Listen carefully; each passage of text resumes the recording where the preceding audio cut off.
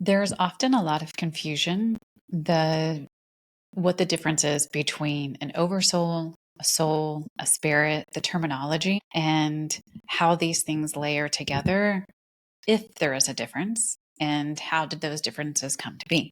When we come to understand them, then we can begin to utilize that knowledge, that resurrection of wisdom within, to create something new. Whatever your concept of God is, source, creation, energy, infinite intelligence, it doesn't really matter.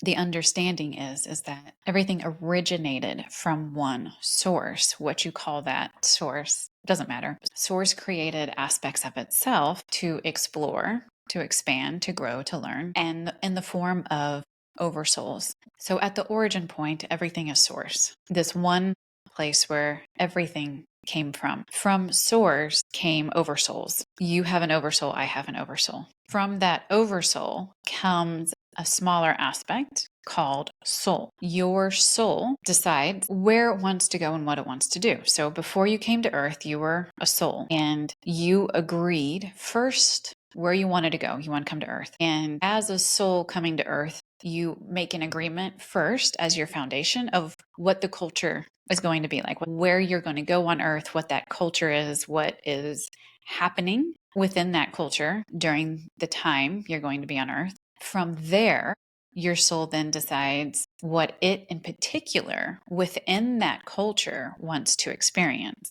how it wants to grow, the kind of personality that it wants to have, the kind of experiences it wants to have, the kind of influence it wants to have, who you want to have these experiences with, and who's going to play different kind of roles in your life. You make all these agreements before you come down, and that soul then descends down into the baby body. And the soul is malleable.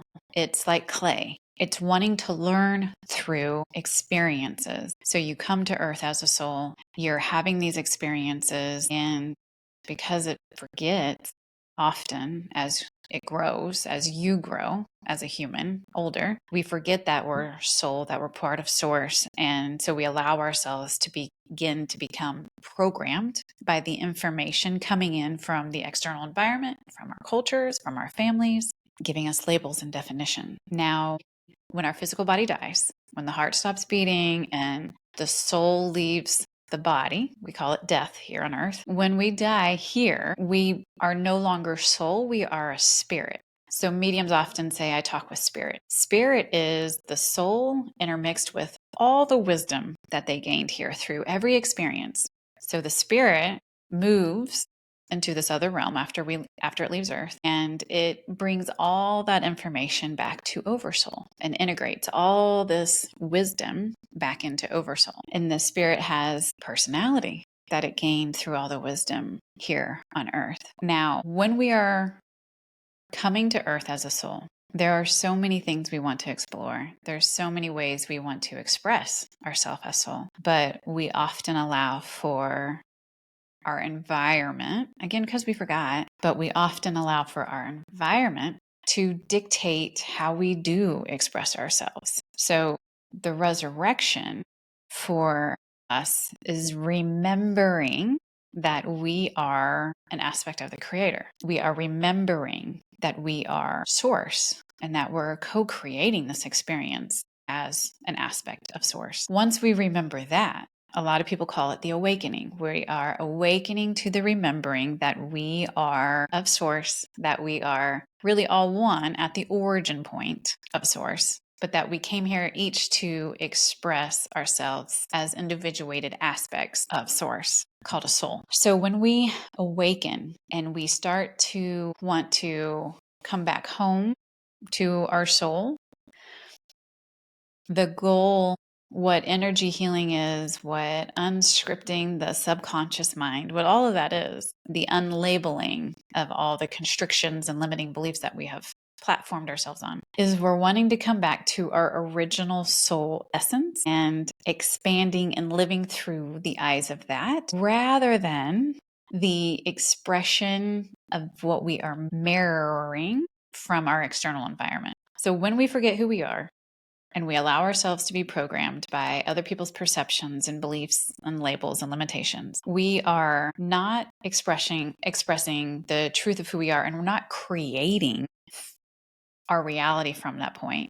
We are just mirroring the environment. So we're not being authentic with self. We are always, always, always creating. We are master creators. The problem is we haven't been creating from our soul. We've been creating from programs that we have taken on in our subconscious minds. So our societies, we knew as a soul before we came to Earth, the platform of our societies are all built on limitations. So it's been a shaky foundation because humanity has built this culture based on limitation, that there's only so much to go around, that if you have, I don't.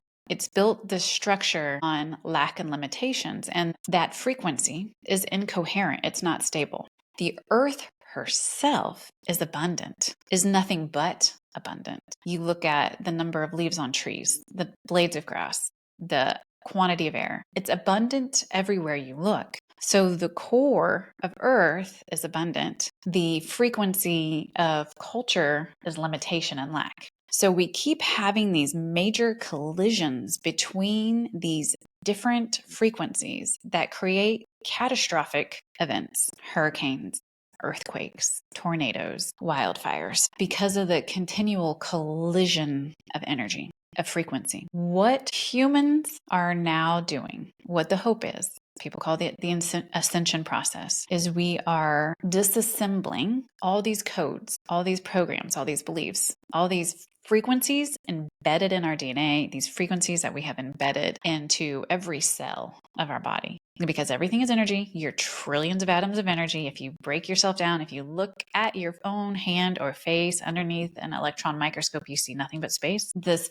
physical form is pretty much an illusion, right? So we're encoded frequency, and what we're doing through the awakening process, when we remember that we are master creators, we are the creator and the created, what we're beginning to remember is that we have choice, and we're beginning to unwind from cultural limitations, societal limitations, that foundation that humans as a collective are really good at constructing. And we're becoming we're remembering that we are one with all. So we are one with nature, and the foundational frequency of nature is abundance. So we are beginning to remember that our core frequency is abundant, is limitless, is infinite. Your soul that will become spirit energy is infinite. You can't be destroyed. You are infinite. You will live infinite lives in infinite different places. So we're beginning to unwind the foundational frequencies embedded into us from culture and society that say limitation. We are unwinding and remembering that we're malleable, that our reality is malleable. It's really just like clay, that we are actually limitless. So we can call it ascension. We can call it the great unwinding. It doesn't really matter what you call it.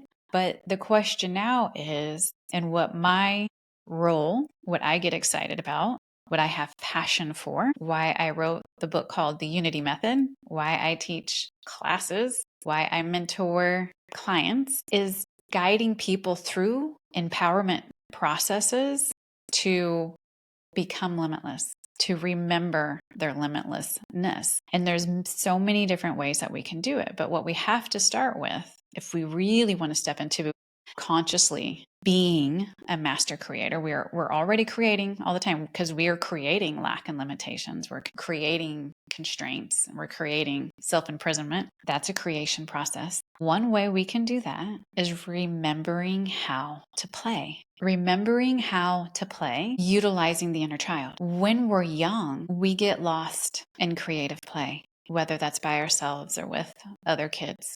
We are great at sculpting our reality. So one way that we can come back to center and start creating from soul rather than from program is through remembering and playing with the inner child.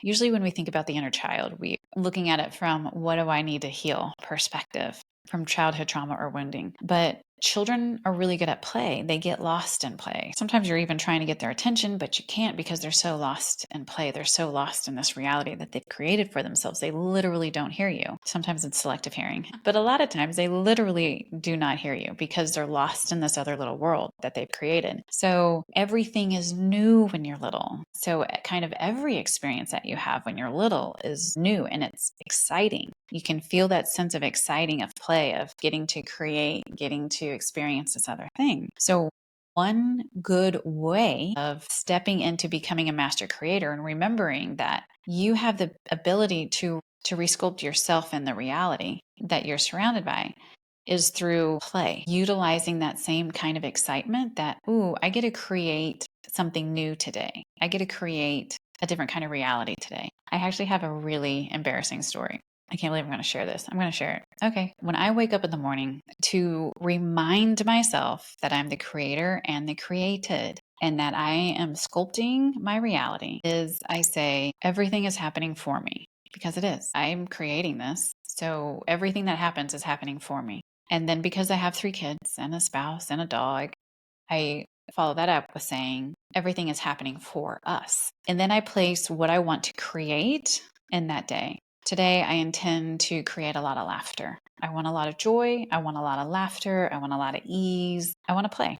So this one particular Sunday morning, I woke up. That was the first thing that I went through in my head. And I just breathed.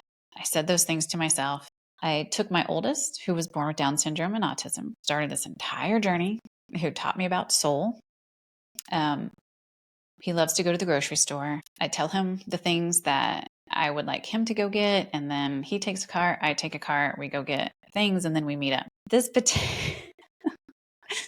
particular day, I found him in an aisle looking for an item that I had told him to get. It was a Sunday. It was very busy. There were a lot of people there. Now, when we go in public, ever since he was born, people stare at him. He's a cute kid, but with his features, you can tell he has Down syndrome. And people stare at what they don't know very well, or they're just interested, or they're uncomfortable. It's just different. So people look. So we're at the grocery store. He has his own cart. He's going through. People are obviously wondering, should he be there by himself? There's so many judgments and thoughts that go through. But I find him in this aisle, and the aisle is really crowded because everyone's getting their groceries for the week. And as he's bending down to get this item, he lets out the loudest fart ever. Oh my God. So he looks up and immediately starts laughing. I'm shocked, but then I just start laughing because what else am I going to do? He's laughing. I'm laughing. I look around the aisle. Everyone here heard him. It was so loud. They all start laughing. So in that moment, I wanted to die of embarrassment. But instead, I'm laughing. And I remember my intention to laugh and to have fun, to move with ease and joy that day. And so I can't really stop laughing because I'm so embarrassed, shocked, but also it's really funny. And we keep running into all these people that were in the same freaking aisle we were that heard it. And every time we see them, every time they see us, we all start laughing again. It was such a joyous, funny grocery store experience. It really ended up being kind of beautiful because now when they looked at him, they were seeing he had humor, the same kind of humor that they had. So they found that he wasn't so different than them. Yeah, they probably weren't going to pass gas like he did, as loud as he did in public. But the fact that he found it equally as funny as they did brought a sense of community, a sense of sharedness between them. And we laughed for the rest of the day. And I'm sure that they told that story so many times, and every time they told it, they probably laughed. So that's an example of deciding what we want that day, letting go of how it's going to look, but deciding that everything is working for us. And even though that was an embarrassing situation, it worked for us because people found joy, people found laughter, and they found sameness through humor. There was an abundance of joy and laughter, and there was abundance of recognition that we are all the same because we're all laughing at this same freaking thing. So my intentions could have been easily overlooked by me if I would have focused on the embarrassment of wanting to like fall through the floor in that moment. Instead, allowed myself to be embarrassed, but moved quickly into laughter. It was so much more fun. It's when we think about the changes that we want to make, when we think how we want our lives to shift, we think about these really big, huge spiritual awakenings, or we think about these big, huge manifestations of wanting to manifest $10 million in a beach house. But to get to that $10 million in a beach house, you have to start recoding and rewiring yourself from the root up. It's these little things that build and build and build. Just like the way that we allowed ourselves to get programmed time after time after time growing up into limitations, we need to do it again. So it's the same process. It's just we forget to pay attention to these little things that are actually what's doing the recoding. Because I intended for laughter, I intended for joy, I intended for ease and flow. Those things were gifted to us, but on a much larger scale. It wasn't just me, it was everyone in that grocery store aisle. I bet there were probably like 20 people in there. It was packed. And then that flooded out, right? That joy flooded out to everyone. So, and that was an abundance of laughter. That was an abundance of joy, just funny. So that's a recoding of, oh, look what I created. Look how I molded our day. It was completely unexpected how it arose, but there was an abundance there. So now I'm starting to rewire my nervous system, my subconscious, to understand abundance, that we are abundant beings. Bit by bit, it's like block by block by block. And the more that I make that intention, the more that I become aware and the more that I play with that, the more my brain actually starts to look for evidence of it happening. So you bring back that childlike curiosity and play to remember to look for the intentions that you set. All right. Okay. So I hope you felt laughter at me sharing an incredibly embarrassing story. Utilize your inner child for play to ignite that sense of excitement, that sense of curiosity at what's possible, to reprogram, to play, to repixelate this environment. Thank you for liking, sharing, subscribing, and commenting below. When people follow, when people comment, when people like, it really allows me to dial in and keep the content going. So I appreciate that. Share it with anyone who needs to laugh or has questions about what we're doing here. Thank you for being with me. Thank you for being part of this journey. I genuinely love each and every one of you because I can feel you as a soul. I can feel you as an oversoul. So thank you for sharing that with me.